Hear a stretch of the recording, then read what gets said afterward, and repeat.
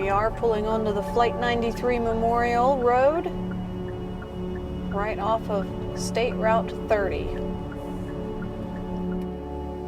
And there she is, Flight 93 National Memorial. We've got about 2.5 miles out this road before we hit the visitor center. Hey everybody, welcome to another Plum Crazy adventure. Today we are about 2 hours outside of Pittsburgh, Pennsylvania, actually in Shanksville. We are at the 9/11 Memorial Center out here. It's a couple of weeks before the anniversary of 9/11, so we wanted to be able to come out and check it out and bring you along with us as we check out this memorial. This area is really beautiful and it is so peaceful out here too. So it's very fitting that it is a memorial for the crash site of Flight 93. So without any further ado, guys, let's start showing you this. Yeah, and let's backtrack and let's show them the Tower of Voices. Yeah, let's go do that first. We're going to go ahead and check out the Tower of Voices before we go to the visitor center. It is literally right across from that main sign that we just showed you. We're going to go park and we're going to check out the Tower of Voices because the last time that we were here they were testing all of the bells that they have in the tower and didn't have any of them up at the time other than 1 or 2 because they needed to see how they would handle the elements out here. So it'll be really exciting to see how they got all of this to work. Here's some basic information about the Tower of Voices here at the Flight 93 National Memorial. It is definitely one of the most unique pieces I have ever seen of art and music. Here is the Tower of Voices. It is situated right at the entrance of the Flight 93 National Memorial, and this 93-foot tall sculpture actually houses 40 chimes to represent the 40 individuals that was part of Flight 93 that made the decision to fight against terrorism. And it's going to be really hard today not to choke up a little bit. So definitely an amazing work of art. Highly recommend coming and checking this out. The gardens all the way around, which are wildflowers native to the areas. They are in concentric circles, similar to what sound waves would come across as. So everything was very meticulously thought out for this area.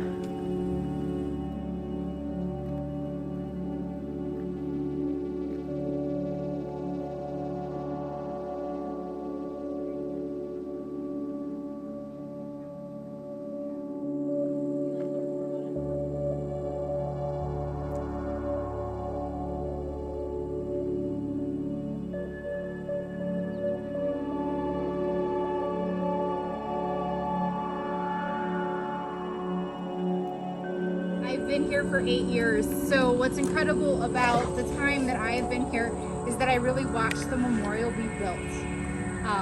And I was talking to a few individuals earlier about like the landscape itself. Who is starting their visit just now? Like, are you finishing your visit? Finishing? Starting. Okay, so you're here at the entrance of Flight 93 National Memorial, and the memorial itself is 2,200 acres.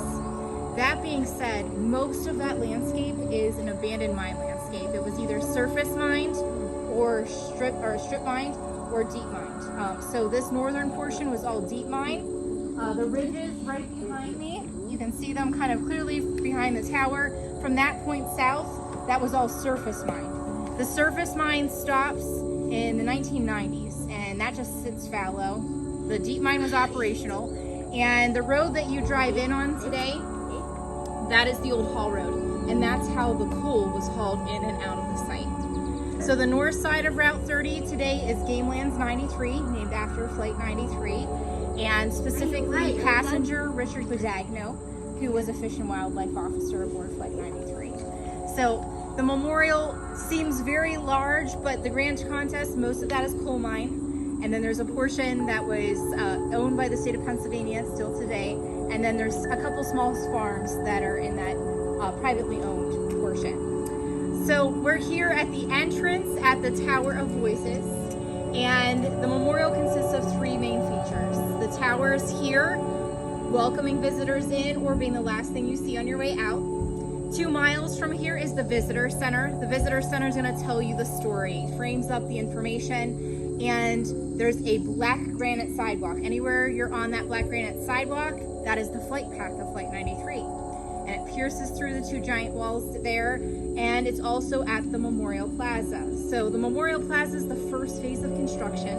That opens on September 10th, 2011 for the 10th anniversary. And the Memorial Plaza goes along the walkway, along the edge of the debris field. The wall of names is the flight path. So no matter where you're at in the memorial, you can see that flight path, except for here, we're kind of too far away from that. But this is welcoming visitors in, it's beginning the story or being the last thing you see. And what I love about the tower is a symbolic reminder of the voices of the passengers and crew members.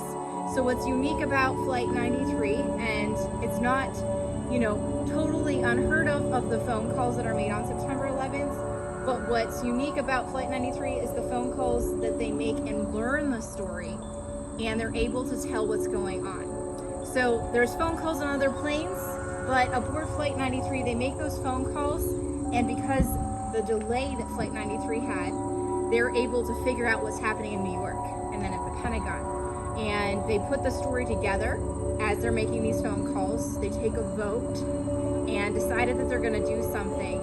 And it's through that action that the passenger and crew members are really remembered. So you've got this 20-minute time frame that they put all this together, complete strangers, decide that they're going to do something and truly change history no matter what that target was. We know the plane's heading to Washington, D.C. We firmly believe that the target is the U.S. Capitol building because there's no one home in the White House that day. And Tuesday, September 11th is the first day that the House and Senate are returning to Capitol Hill. Since there's not many trees up here in this particular part, so the wind cuts across, and it's trying to do that now. So the tower is built so far away from the crash site so it doesn't disrupt the quiet and solitude. And to quote one of the family members I recently spoke to, he said it's a great place to just sit down and think about everything that you saw or you're going to see. Some of you have no idea what's out in front of you as you're driving into the memorial, but for those of you that have already seen a lot of the memorial, thinking about the crash site and the actions of these people, but also the memorial itself physically, this grand space that was once a very scarred landscape, and today, because of all the trees that have been planted and the wildflowers, a living memorial through the color of these beautiful things in nature as well. The tower was designed to create that sound, the symbolic voices of the passenger and crew members. So it is 93 feet tall for Flight 93. It is made of 274 tons of precast concrete. So it is brought here in large pieces and assembled here on the site. Construction is started in 2017. We have a sound breaking and we start building the tower. Now, a complexity that we didn't realize when we started was the chimes. So unlike your household wind chimes that have several chimes and a center mechanism that rings all the wind chimes, the tower is designed with 40 unique and individual wind chimes. So what's happening here that you don't have at your household wind chime on your back door is that each chime is tethered at the top and at the bottom. There's a silicone-coated striker down through the middle and a sail that looks like an airplane wing that captures the wind.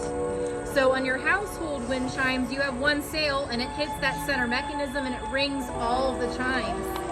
For here, what is required is a wind that goes through the openings of the tower, no matter what direction, and it will funnel the wind in and create sound independently on each individual wind chime. It may hit 1, it may hit 10, it may hit all 40. It really depends on the wind that day and the direction. Now, typically our wind is coming from the south or the north-northwest, heading south-southeast, and that's why the opening is facing Route 30. So it is designed to capture the wind that is our predominant wind here. The wind that we had on September 11th, coming from that same direction.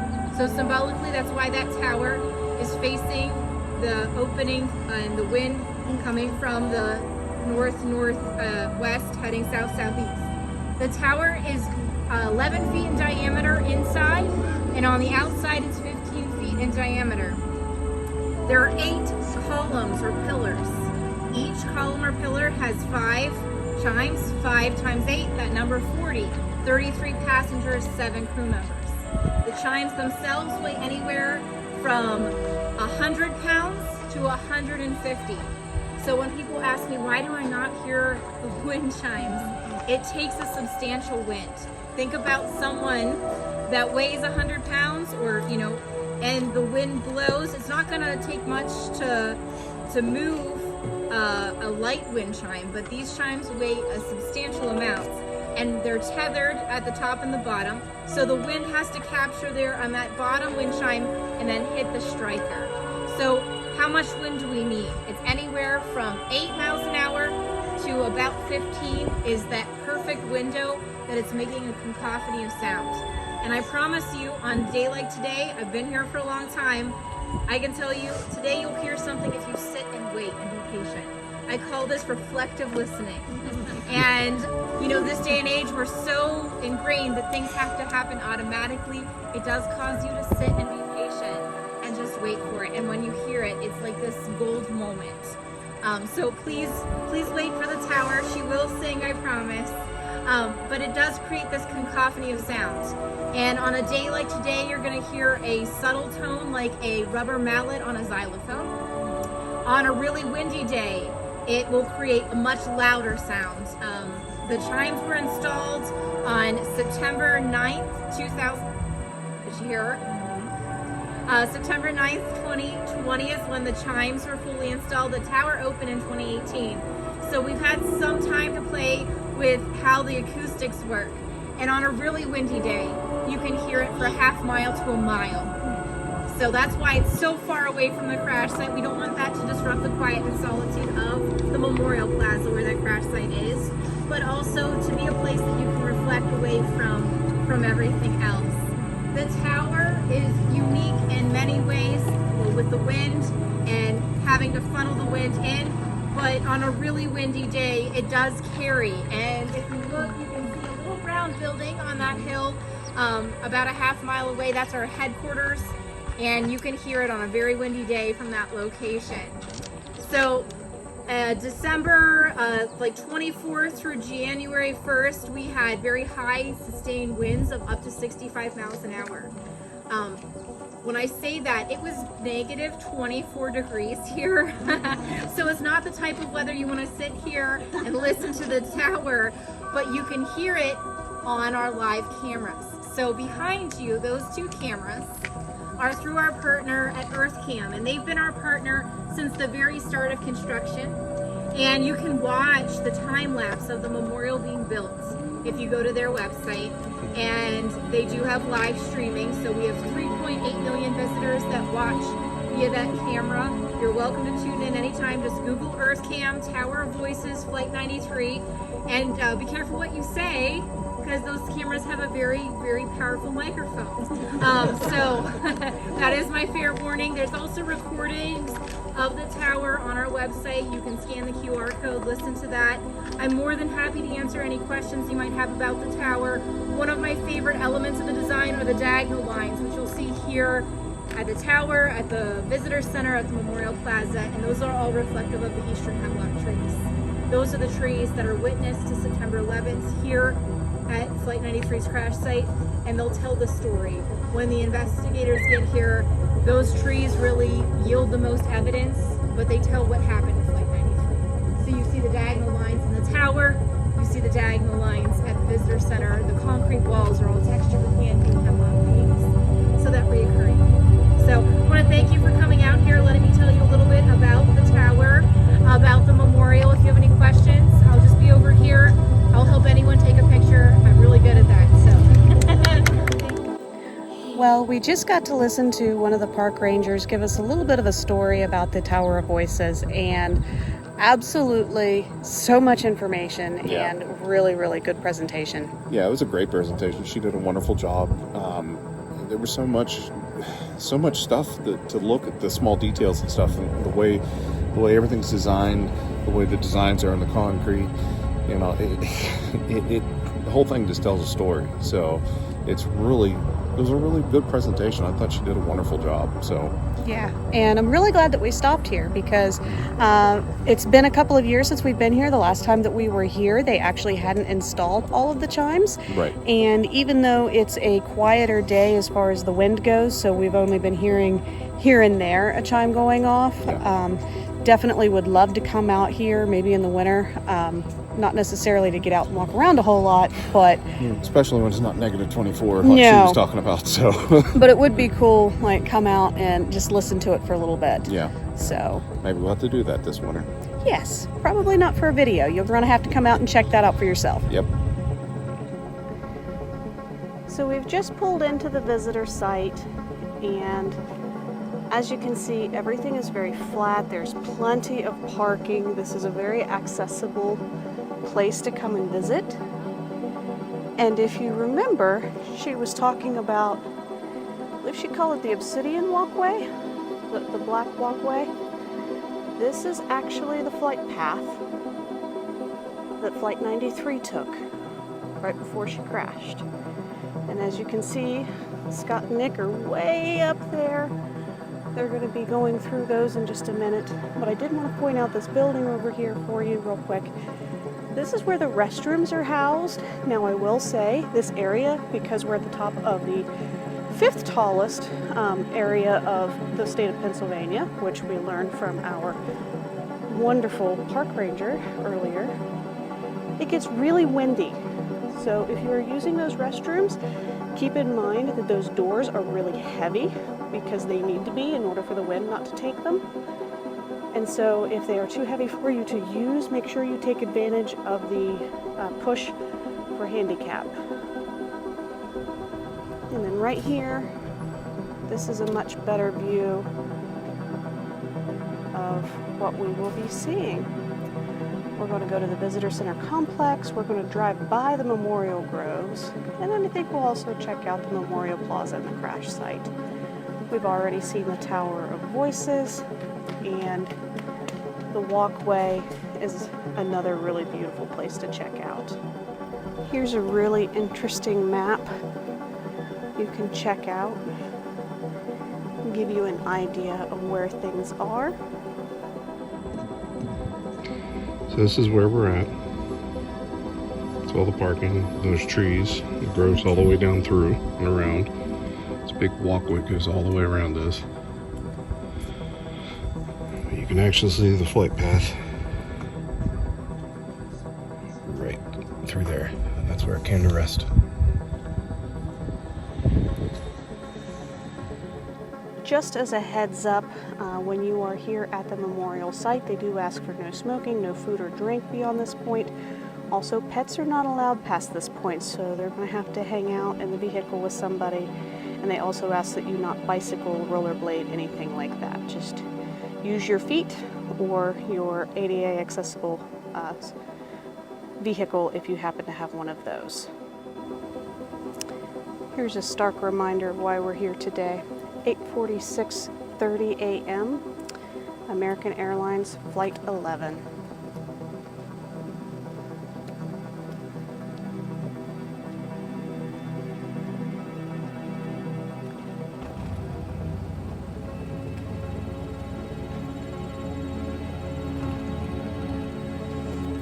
Here we are, 9:03 a.m.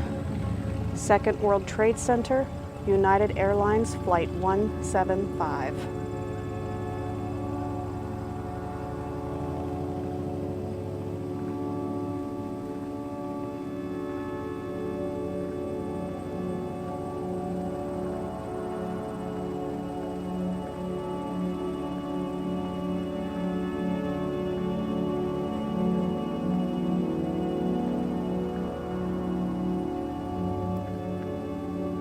(9:37 a.m.) The Pentagon, American Airlines Flight 77.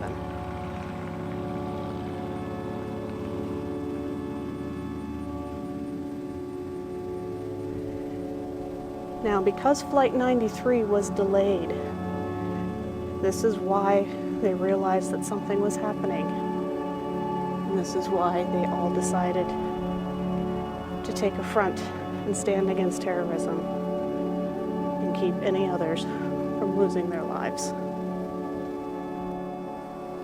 And here we are coming up on the memorial.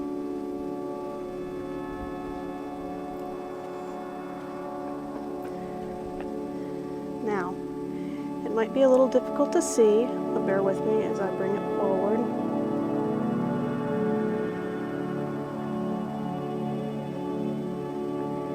You see that rock right there? That rock is the final resting place of Flight 93. And this field in front of us housed all of the debris from the crash.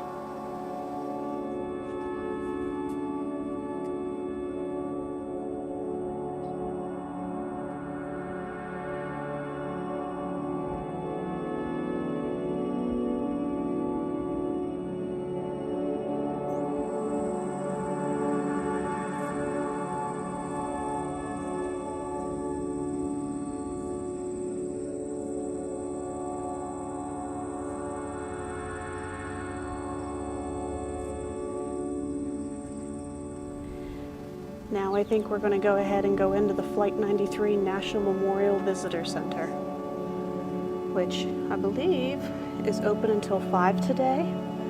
But please make sure that you check the website before coming out here if this is something that you want to experience, because the hours do fluctuate a little bit depending on the season.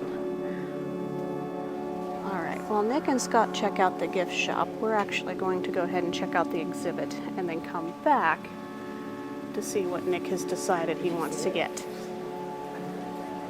Now, if you have not done so already, get yourself a passport to your national parks. This is one of the places where you can get your stamps and be able to use your passport. We have ours for here and a few other places locally. Really great way to get your kids engaged in history and learning about our country.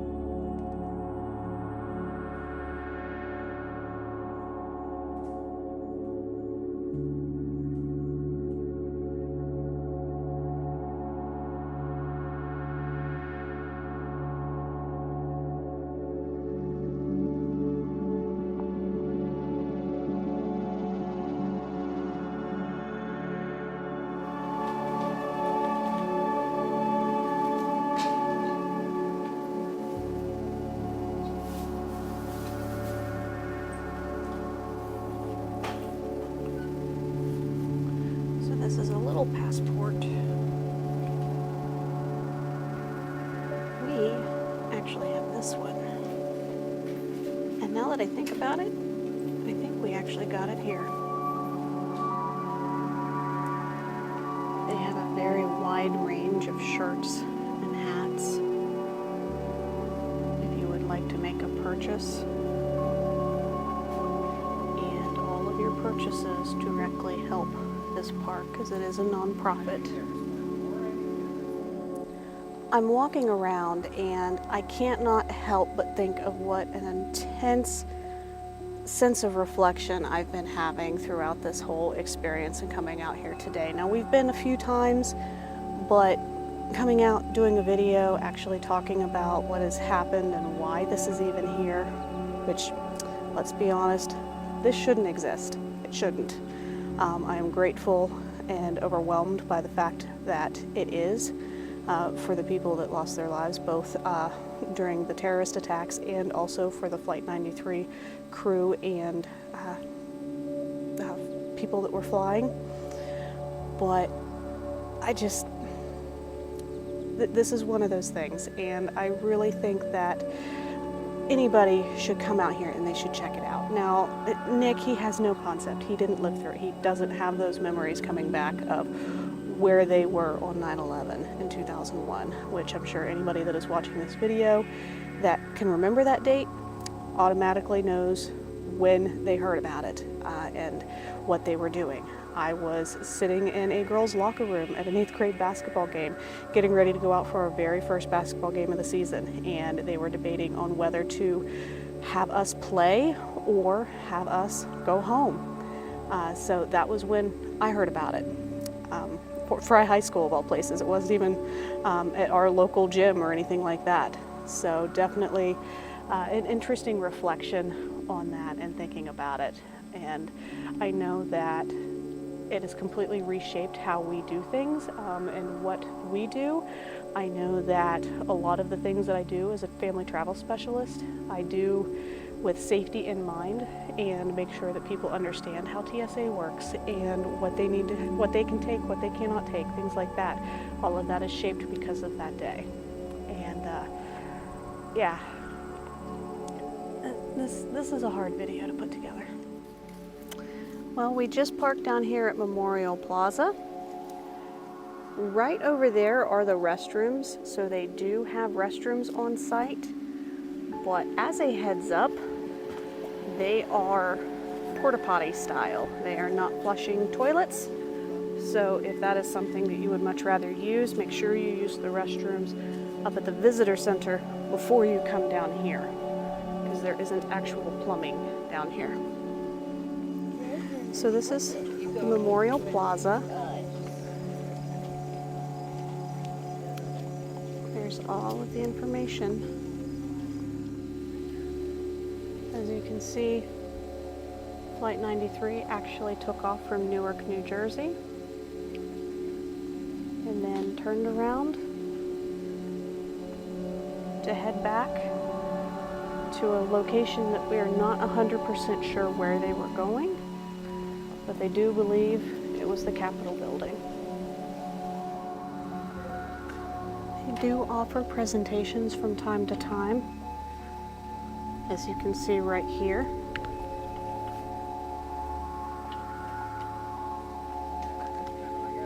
And this is new to me. It could have always been here, but there's actually a wreath laying area if you would like to bring a wreath in memoriam.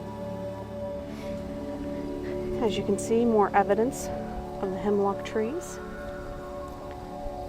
And there are plenty of benches and places for you to sit along this walkway. And then right here, crash site and debris field. We're just on the edge of it. We're getting ready to go to the flight path and current location of the wall of names. And remember when I talked about that boulder earlier? It's right over there. There happens to be a small shelf here in the wall where people have left mementos. So the boulder is actually 17 tons and is a piece of sandstone, and this was relocated from south of the Tower of Voices. As you can see, there's a little deer over there.